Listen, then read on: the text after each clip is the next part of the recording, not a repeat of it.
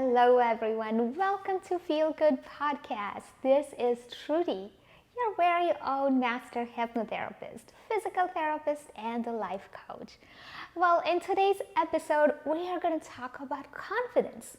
How confidence can seep in different areas in your life, whether it's at home, at work, or to achieve your goals.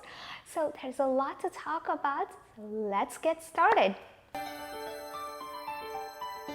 This is the Feel Good Podcast on the iCoach Hypnosis Network, where Trudy provides tips and stories to help you improve your well-being and reach your objectives. Don't forget to hit that subscribe button and leave us some comments. Let's look at the definition of confidence. What is confidence? By definition, confidence is a feeling or a belief that one can rely on something or someone.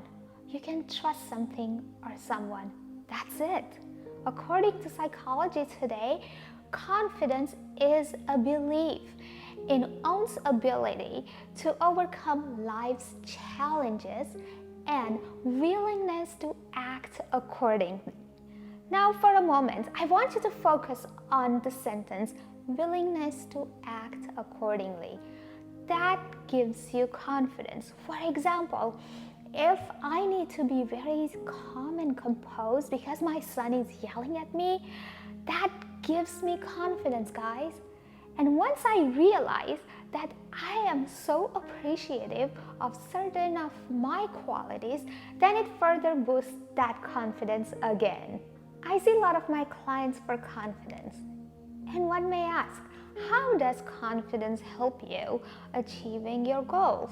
Well, sometimes one of my clients needed to tone down because she was coming out too aggressive. She was always assertive, way too assertive, and almost nagging and barking at her husband. So with having a better confidence in her abilities to handle her problem, she was able to calm down. She was able to not only articulate herself in a different way, but she was able to put herself into a different state of mind.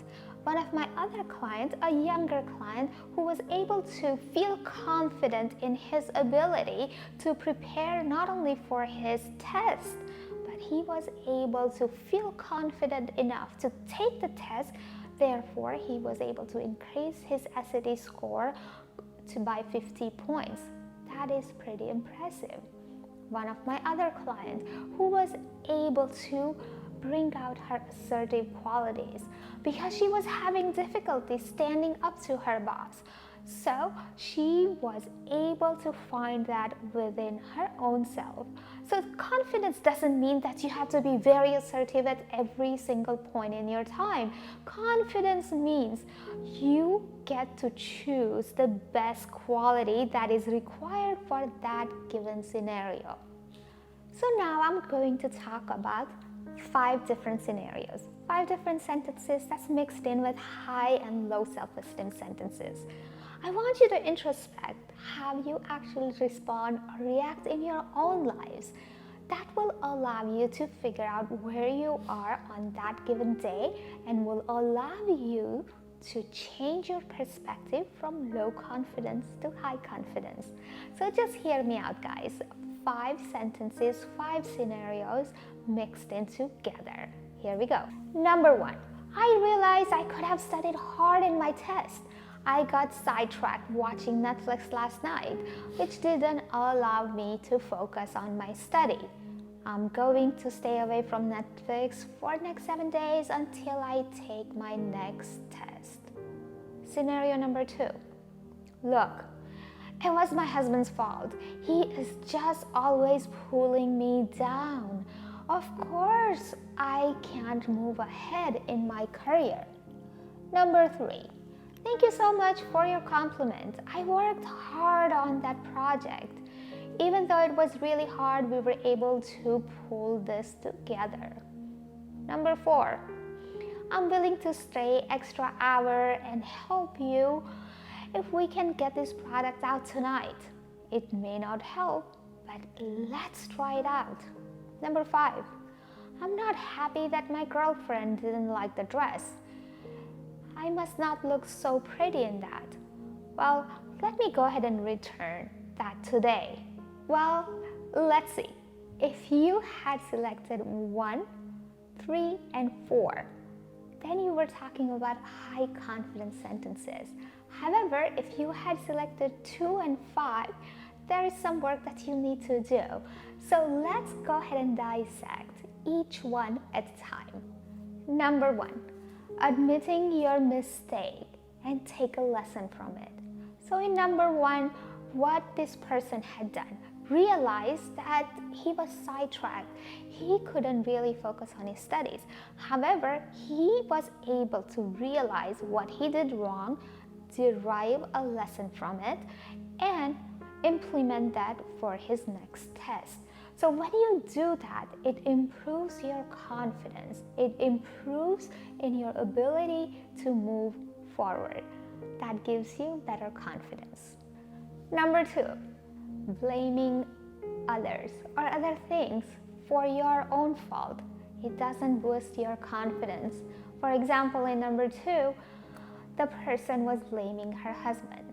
She was accusing that he was this and that, and therefore she's not able to move further in her career.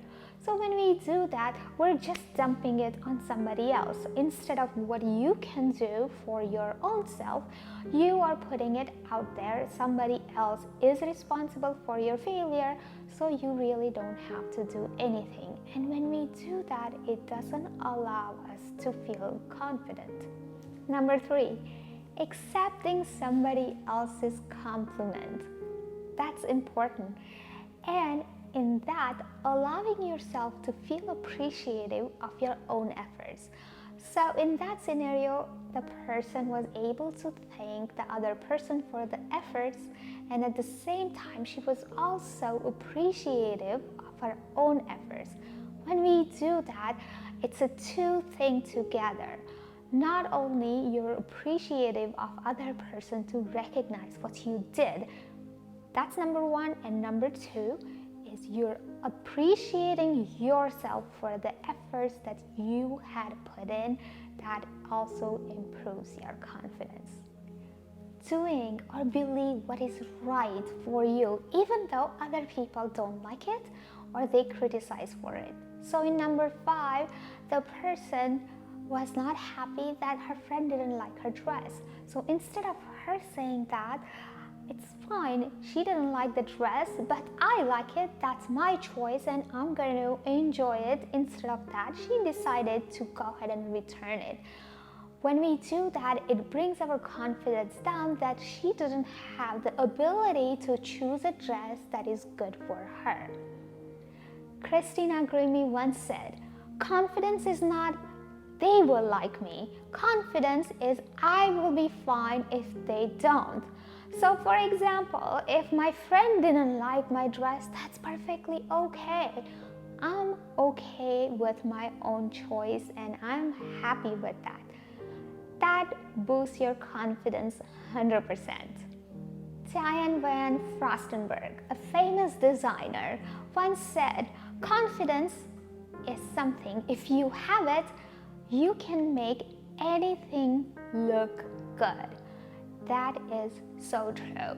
If you see some models wearing any just simple t-shirt and a jean, they look good because they show that they are confident.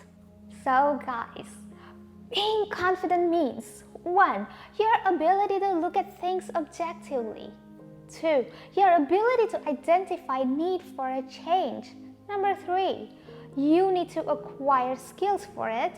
Number 4, assurance in your abilities and capacity. Number 5, being able to accept your success and appreciate yourself for that success. That's it. It's very simple, but it is difficult to implement. Albert Einstein once said, if you judge a frog by its ability to climb, he will always feel that he is always stupid. But that is not true. We all are born with our own talents. We can always improve on things, but however, we really don't want to really copy somebody else because they are doing X, Y, and Z. You are who you are. And when you accept yourself for who you are, you can do better in your life.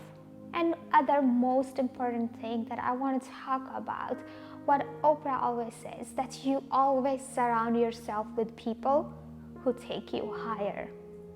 When you're surrounded by people who think differently, your self-confidence goes up, up, and up. However, if you're surrounded by people who are constantly putting themselves down or other people down, you learn their habits and then it goes down your confidence. So, it's up to you to decide what you really want to do in life, to have more confidence or to have less confidence. There are things that you can do, there are things that you can tell yourself and feel. Remember, confidence is a belief and it's a feeling. There is nothing more to it. So you can change that belief and that feeling starting today. So till next time, my friends, go ahead and get your goals. It's easy because you can do it. Did you like today's show? Leave us some comments and hit that subscribe button. Follow Trudy on Twitter and Instagram at icoachhypnosis. Be sure to visit icoachhypnosis.com to gain more insight on how Trudy can help you achieve your life objectives. Want to listen to Trudy on the go? You can download the podcast from the store of your choice. Search for the Feel Good Podcast. Interested in supporting Trudy and the podcast? We welcome any donation as low as $1. Visit icoachhypnosis.com/donate.